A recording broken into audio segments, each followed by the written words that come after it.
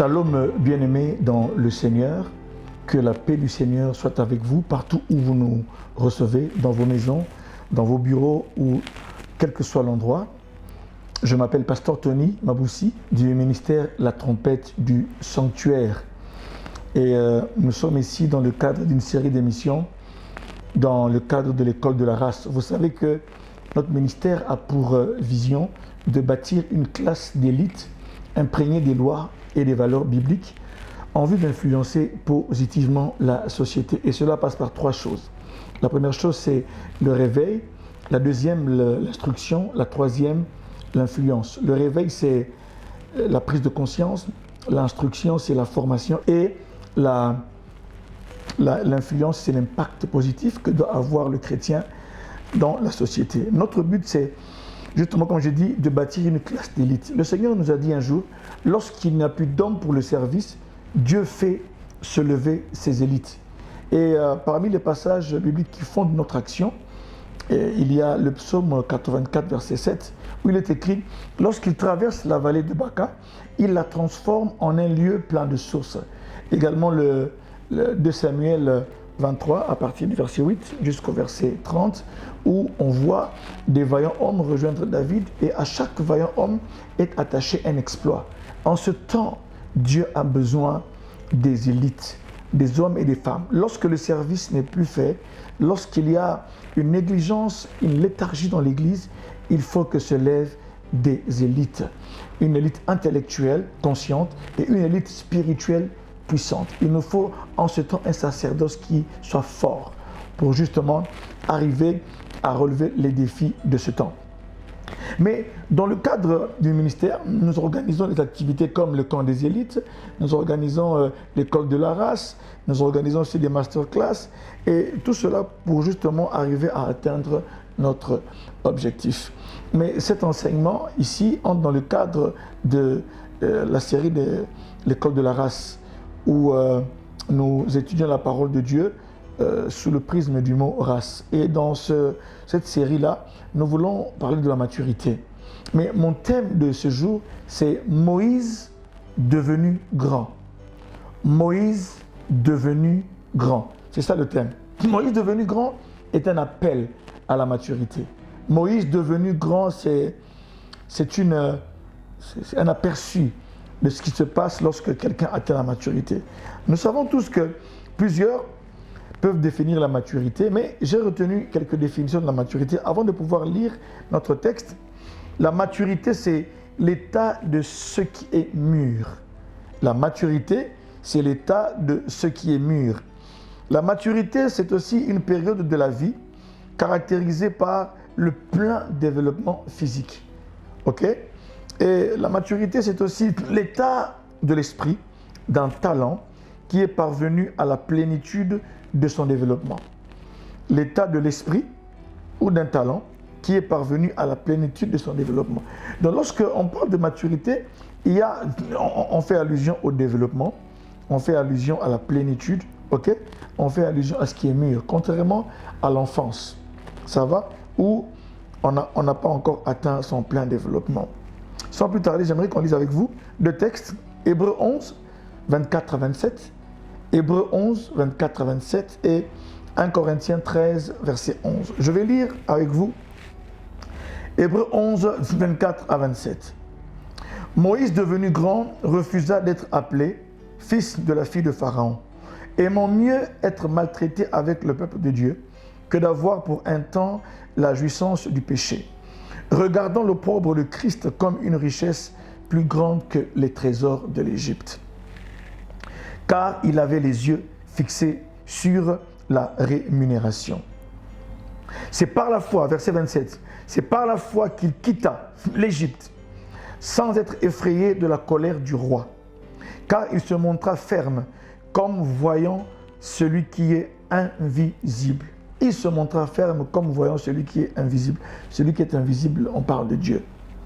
Lisons 1 Corinthiens 3, verset 11. Là, c'est l'apôtre Paul qui parle. Il dit « Lorsque j'étais enfant, je parlais comme un enfant. Je pensais comme un enfant.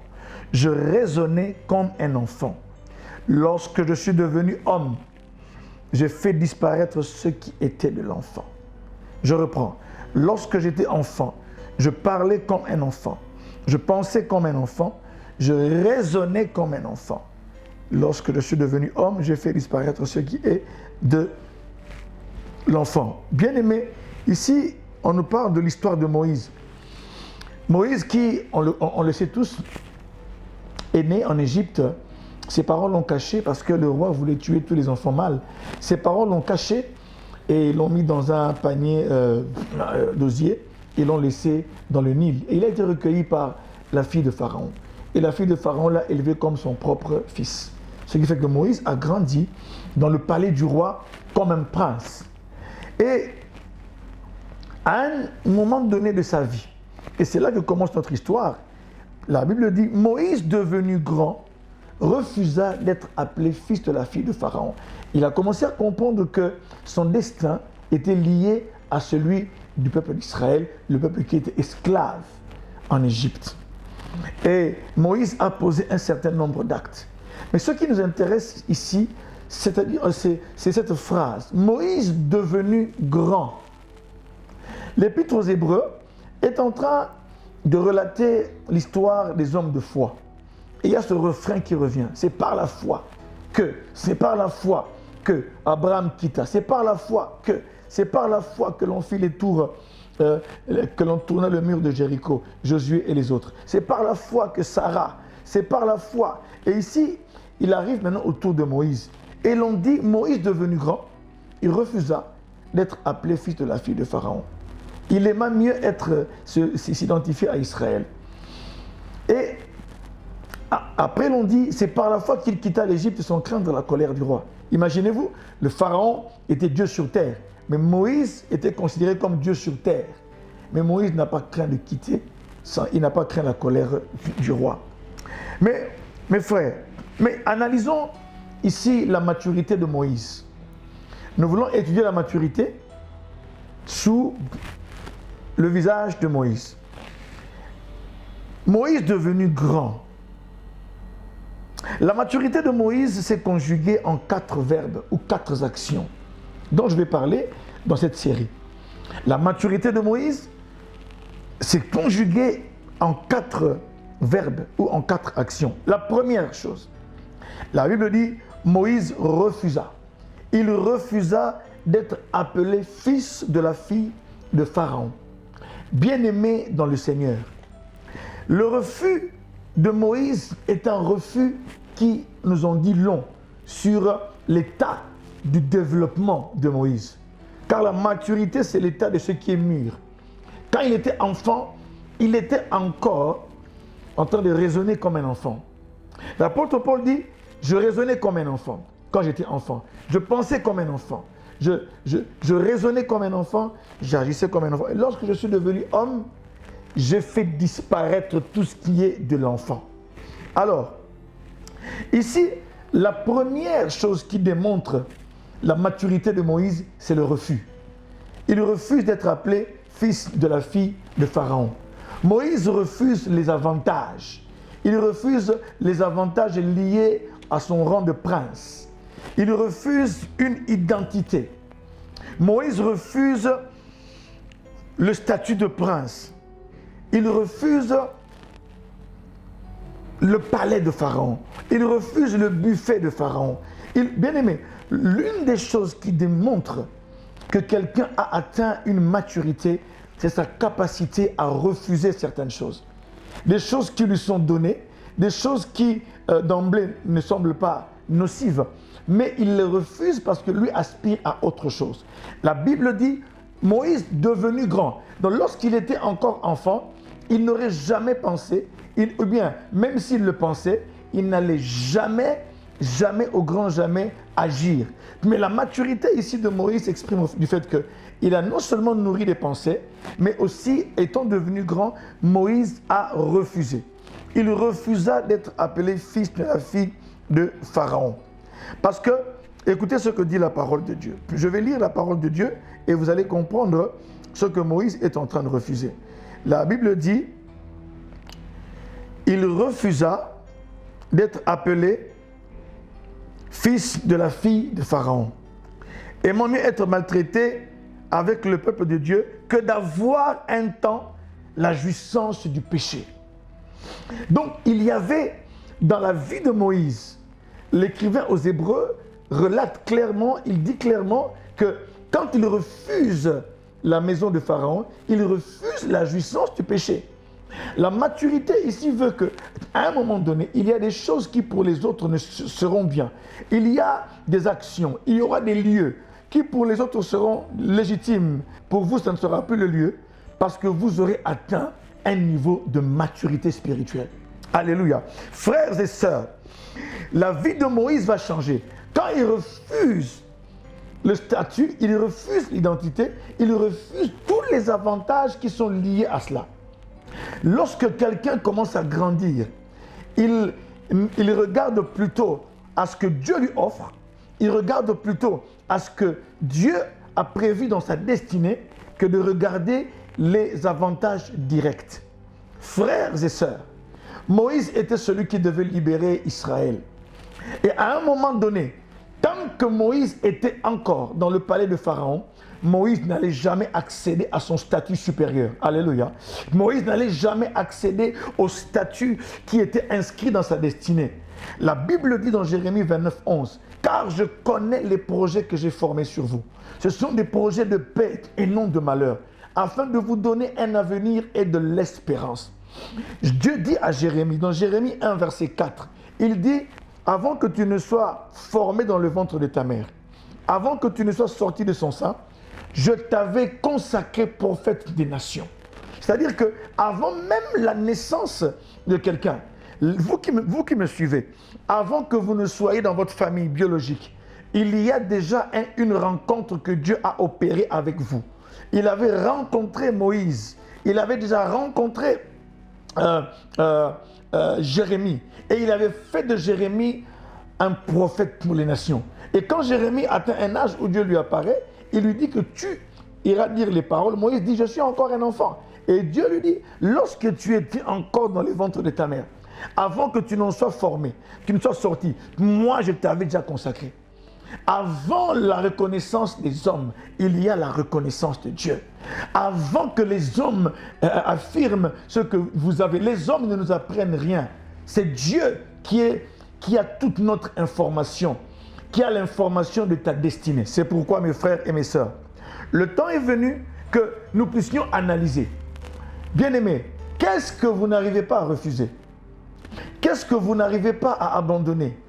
Parce que, selon l'histoire de Moïse, tant que quelqu'un n'abandonne pas certaines choses, tant que quelqu'un n'arrive pas à se départir, à se détacher, à se sevrer d'une identité qui n'est pas celle de Dieu, il n'est pas encore mature.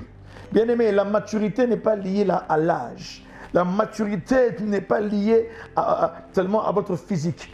La maturité n'est pas seulement liée au nombre d'années que vous avez fait dans le Seigneur. Mais la maturité, ici je la comprends comme un moment où l'homme est à la croisée des chemins. Alléluia. Quand Dieu voit que vous avez grandi, là vous vous mettez à la croisée des chemins et Dieu maintenant va vous laisser choisir. Et l'homme mûr choisit. Alléluia. Et lorsque on arrive à l'état de maturité, l'homme ou la femme mûre qui atteint le stade de développement, il arrive maintenant à choisir, à faire des choix. Ces choix peuvent être drastiques. Il peut faire des choix radicaux. Mais l'essentiel est qu'il soit dans la volonté de Dieu. J'aimerais vous encourager en vous disant, même si votre choix est radical, même si votre choix ne plaît pas à votre mère, même si votre choix ne plaît pas à vos amis, mais la maturité d'un homme spirituel ou d'une femme spirituelle ne s'occupe pas de ce que pensent les autres. Moïse n'a pas regardé à ce que sa mère adoptive, la fille de Pharaon, dirait. Il n'a pas craint la colère du roi, même pas son grand-père adoptif, mais il a choisi de refuser cette identité, de refuser leurs avantages, de refuser le statut, mes frères et mes sœurs. Car, je vous dis une chose, vous avez un statut meilleur que Dieu vous réserve. Mais la seule question, c'est quoi? Le seul problème, c'est que vous devez arriver à entrer justement dans cette destinée-là par une décision. Frère, Le refus est une décision. La vraie foi, mes frères, se caractérise par des décisions que nous prenons. Le refus de Moïse ne pouvait ne pas plaire aux autres, mais le refus de Moïse était un indicateur de la stature qu'il avait atteint. Il a atteint la stature d'un grand. Alléluia. Pas grand selon vous par la renommée, non. Il avait dans sa réflexion, il a atteint la stature. Ma sœur, il y a des choses que vous devrez abandonner. Il y a des choses que vous devriez laisser. Pourquoi? Parce que le Seigneur vous appelle à autre chose. Le refus était une porte d'accès à la destinée de Moïse. Tant que Moïse n'avait pas refusé, il ne pouvait pas accéder au statut supérieur de sa destinée. Alléluia. L'une des étapes de sa destinée étant le libérateur du peuple de Dieu, il devait rester encore jusqu'à un moment en Égypte. Alléluia. Parce que c'est là que Dieu a choisi de le protéger et de protéger sa vie. Car on tuait tous les bébés. Et dans le développement de votre destinée, il y a des étapes. Et l'étape numéro 1, Moïse s'est laissé adopter. Mais lorsque Moïse devient grand, la Bible dit Moïse devenu grand, il refusa. C'est la première action, alléluia, de la maturité. Il refusa. C'est le premier indice de la maturité. Il refusa. C'est pourquoi, à un moment donné, l'homme de la destinée, l'homme de foi, va commencer à refuser même certains avantages. J'aime pourquoi? Parce qu'il veut autre chose. J'aime ce que dit Hébreux 10, verset 38 et les suivants, que eux dont le monde n'était pas digne. Et là, on parle des hommes de foi, de ces prophètes, de ces hommes qui ont été persécutés. La Bible dit, eux dont le monde n'était pas digne. Ils ont refusé la délivrance, une délivrance momentanée, parce qu'ils aspiraient à autre chose. Frères et sœurs, êtes-vous mature? Suis-je mature?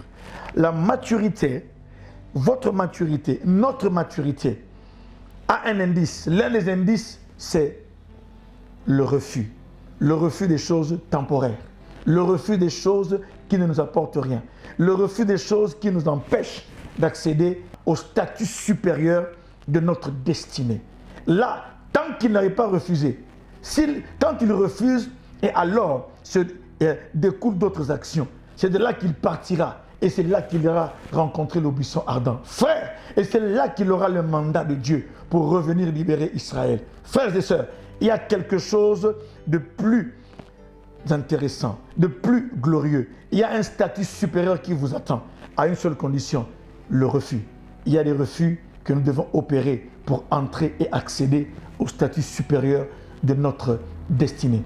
Bien-aimés, que Dieu vous bénisse. C'était ici le pasteur Tony et notre sujet, nous l'introduisons. La prochaine séance ou la prochaine vidéo, je vous parlerai justement de la suite. Parce que j'avais dit que la maturité de Moïse s'est conjuguée en 4 verbes ou en 4 actions. La première action, j'en ai parlé aujourd'hui, c'est il refusa d'être appelé fils de la fille de Pharaon. L'identité est importante. Que Dieu vous bénisse. À la prochaine fois. Shalom chez vous.